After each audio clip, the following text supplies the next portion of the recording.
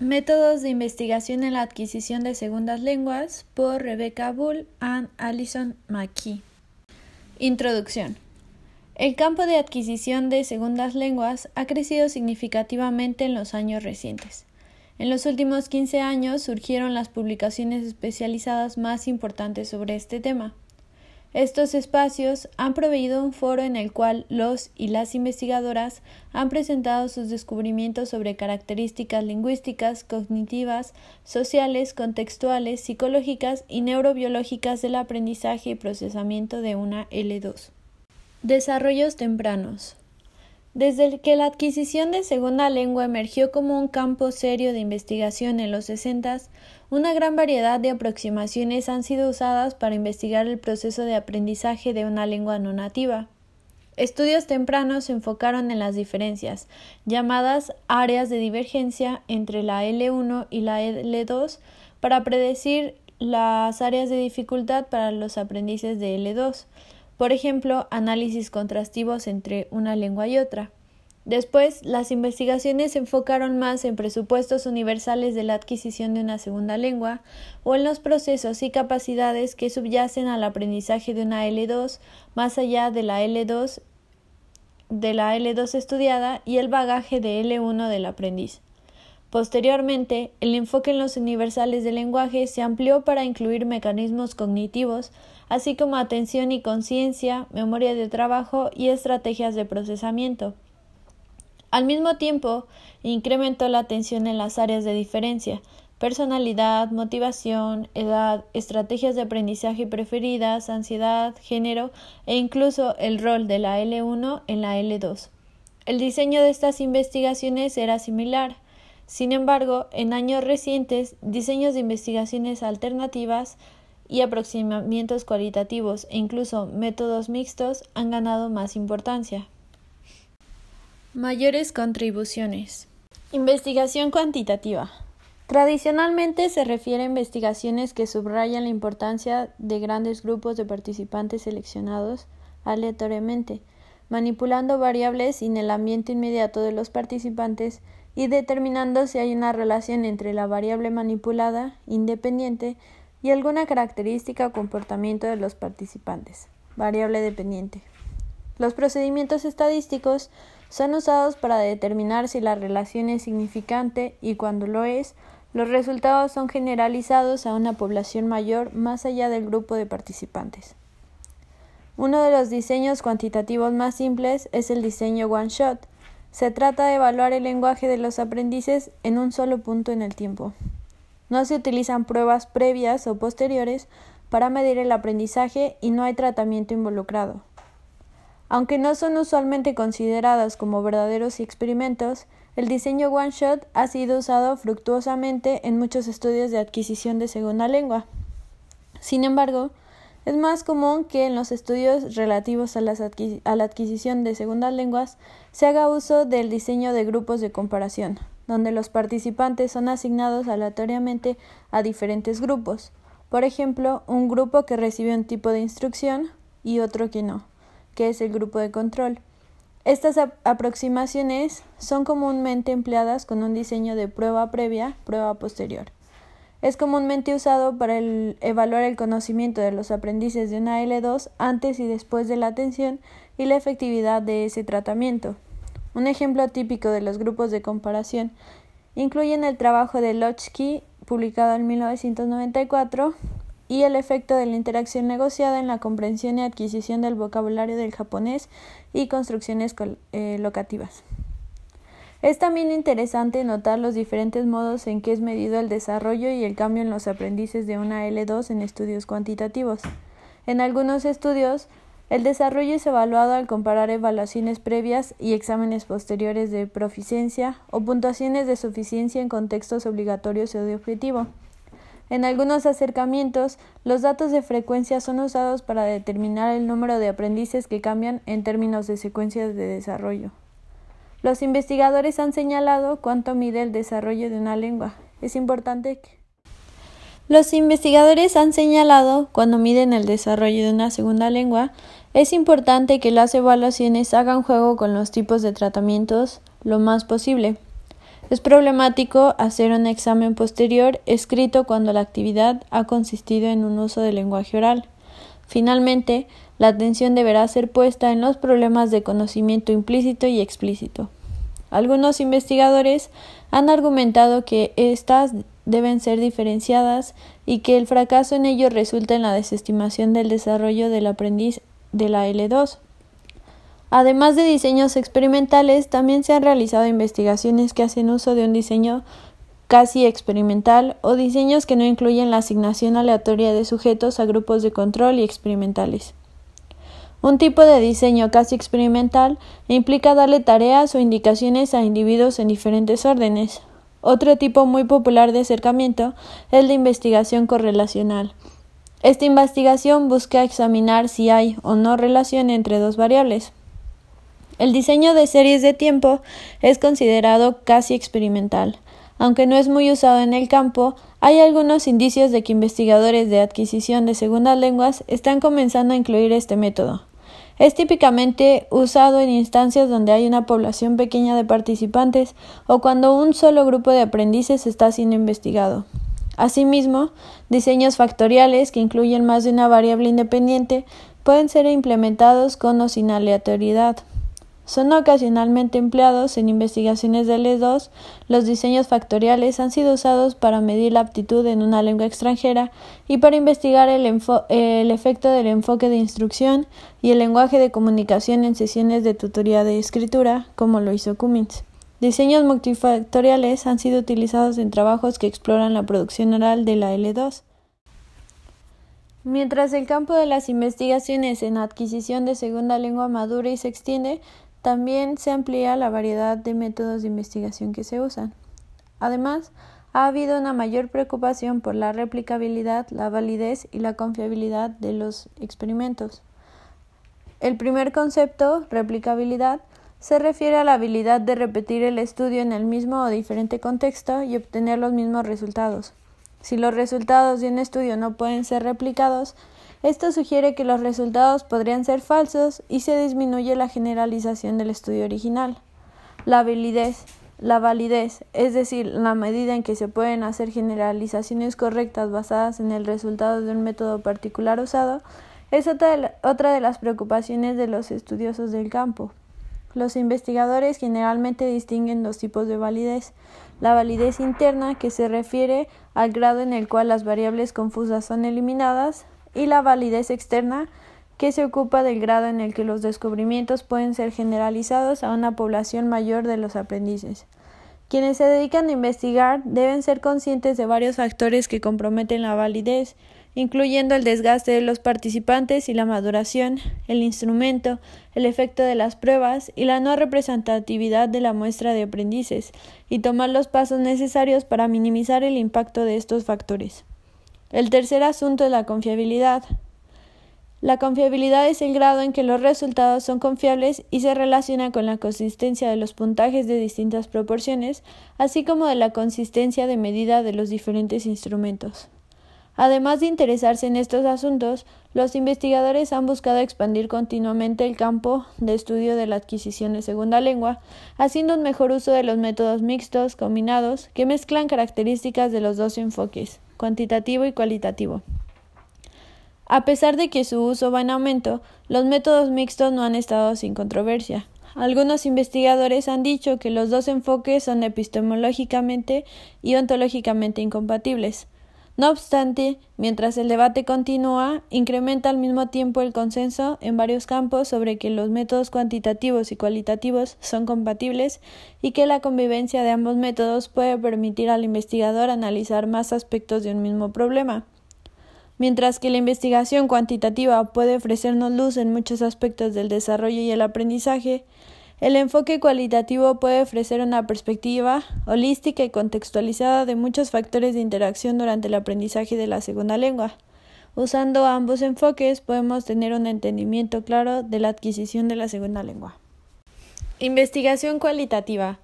Este tipo de investigación generalmente se refiere a aquella que otorga importancia primordial al estudio de pequeñas muestras de individuos elegidos deliberadamente.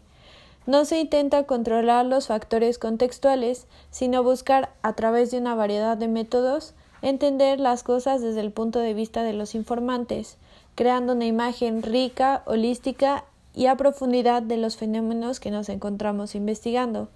Hay menos énfasis en las estadísticas y los intentos concomitantes de generalizar los resultados a poblaciones más amplias. Una característica adicional que a menudo se menciona cuando se describe la investigación cualitativa es que es inductiva. Esto quiere decir que no comienza con la hipótesis que se va a probar o los modelos que se intentan respaldar, sino que busca desarrollar información a partir de los patrones observados en los datos. Si bien esta descripción contrasta con la presentada sobre la investigación cuantitativa, con su énfasis en la aleatoriedad, las estadísticas y la generalización, se debe entender que estos enfoques no son polos opuestos. También es necesario tener en cuenta que no es cierto que ciertos métodos, por ejemplo los cuestionarios, las entrevistas o las pruebas, sean inherentemente cualitativos o cuantitativos. Los resultados de un cuestionario, por ejemplo, pueden ser analizados cuantitativamente al determinar qué porcentaje de los encuestados respondieron de una manera particular, o cualitativamente examinando a detalle las respuestas exactas que proporcionaron los individuos y usándolas para triangular otros datos de esos mismos participantes. Es el enfoque del investigador para la tarea de recolección y análisis de datos lo que se considera cualitativo o cuantitativo, no los métodos en sí. Teniendo en cuenta la advertencia de que los datos recopilados de varios métodos pueden analizarse cuantitativamente o cualitativamente, es útil, sin embargo, discutir algunos métodos que están asociados comúnmente a la investigación cualitativa. Estos incluyen observaciones en el aula, estudios de caso y etnografías, protocolos verbales, diarios y revistas, así como técnicas asociadas con la investigación basada en encuestas como entrevistas y cuestionarios. Algunos de estos métodos pueden considerarse más éticos en el sentido en que se centran en las ideas de un observador externo, mientras que otros son más émic en el sentido en que buscan recopilar datos sobre la perspectiva de los alumnos. Un método comúnmente utilizado es la observación. Los datos de observación se pueden recopilar a través de una combinación de grabaciones de audio o visuales y notas de campo. Las notas de campo registran las impresiones o preguntas de los investigadores durante la observación. Las grabaciones de audio o visuales permiten a los investigadores revisar y refinar sus pensamientos originales, analizar el uso del lenguaje y poner la investigación a disposición de otros investigadores que quieran examinar o analizar esos datos. Otra forma común de investigación cualitativa es el estudio de caso, un examen longitudinal y a profundidad de un solo alumno o un pequeño grupo de alumnos. En la investigación de estudio de caso, como en la mayoría de las formas de investigación cualitativa, se utilizan múltiples técnicas de recopilación de datos para crear una cuenta que sea lo más completa y precisa posible de las conductas, interacciones o el desarrollo del alumno en el contexto de la investigación. Esto se conoce comúnmente como triangulación. Normalmente, los investigadores identifican al individuo o grupo para estudiar y realizar observaciones en el contexto de aprendizaje, realizar entrevistas con los participantes y otras personas relacionadas a la investigación y con el entorno y recopilar evidencia de desempeño en un segundo idioma. Otro método que ha recibido mayor atención en los últimos años es el protocolo verbal. Este es un método para sondear los procesos de pensamiento de los alumnos, ya sea durante una actividad, como en los protocolos de pensar en voz alta, o inmediatamente después, como sucede en los protocolos retrospectivos. Los protocolos de pensar en voz alta también han sido utilizados para investigar procesos o estrategias. Están relacionados con la escritura, así como con el papel de la atención o la conciencia. Además de los protocolos verbales, los investigadores de adquisición de segundas lenguas han hecho también uso extensivo de diarios de alumnos, también conocidos como revistas L2 o autobiografía de aprendices, para obtener una mejor comprensión de las experiencias de aprendizaje de idiomas de quien está estudiando. Si se configura una tarea de diario para que los alumnos puedan registrar cualquiera de sus impresiones o percepciones sobre el aprendizaje, no están limitados por áreas de interés predeterminadas. Esto permite a los investigadores descubrir nuevas ideas o tendencias relacionadas con los procesos internos de los estudiantes, como la atención y la memoria, así como con las reacciones no encajadas de los estudiantes a los métodos de instrucción o los procesos del aula. Los datos del cuestionario, que generalmente se consideran una herramienta de investigación de encuestas, también se han utilizado para recopilar más información sobre las perspectivas de los alumnos, incluidos aspectos como su nivel de motivación y actitudes hacia la retroalimentación recibida en los textos escritos de la L2. Al igual que los datos del cuestionario, las entrevistas pueden permitir a los investigadores analizar procesos cognitivos como la conciencia o construcciones como percepciones o actitudes que no son necesariamente observables.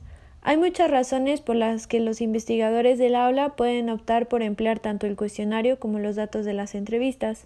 Por ejemplo, algunos estudiantes de L2 se sienten menos cómodos con la escritura y es más probable que se sientan cómodos respondiendo preguntas y brindando detalles informativos en un entorno de conversación.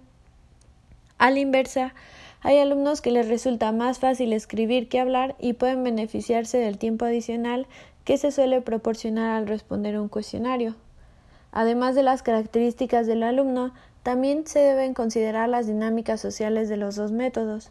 Algunos encuestados pueden envalentonarse por el relativo anonimato del cuestionario y proporcionar respuestas más completas, mientras que otros solo pueden proporcionar detalles completos después de que el investigador ha estado sacándole la información.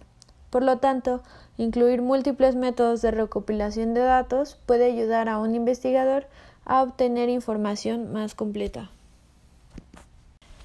Del mismo modo que con la investigación cuantitativa, también hay consideraciones prácticas asociadas con la investigación cualitativa, incluida la necesidad de que la investigación tenga credibilidad, transferibilidad y confiabilidad. Credibilidad significa que los hallazgos son creíbles para la población de investigación que se estudia. Las sugerencias para mejorar la credibilidad incluyen continuar con el procedimiento de recopilación de datos con suficiente intensidad durante un periodo de tiempo suficiente para acostumbrar a los participantes a la investigación y recopilar los datos en la mayor cantidad de contextos y situaciones posibles. La transferibilidad se refiere a si los resultados del estudio pueden aplicarse o transferirse a otros contextos. Aunque la transferencia no es el objetivo de todas las investigaciones, esto ayuda a hacer posibles comparaciones entre los estudios. Para hacer esto es necesario proporcionar una descripción profunda, es decir, una descripción que informe con suficiente detalle las características del estudio y sus participantes. De manera similar, cuando el contexto de la investigación y las relaciones entre los participantes se han caracterizado de manera confiable, se puede decir que la investigación es confiable. Una forma de lograr esto es pidiendo a los participantes que revisen los patrones de los datos. Idealmente, los datos se registran electrónicamente para ayudar a recrear el contexto original en el que se recopilaron esa información. Varios trabajos en curso hoy están siguiendo el influyente metaanálisis realizado por Norris y Ortega en el 2000 y buscan sintetizar investigaciones previas.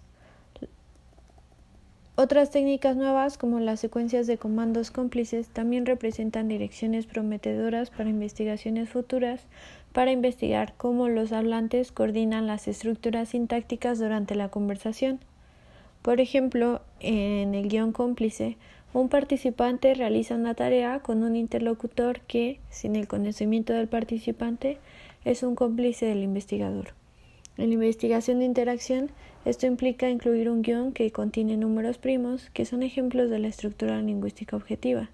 Su interacción está estructurada para que el cómplice use una estructura antes del participante y éste inmediatamente y mediante la interacción pueda replicarla.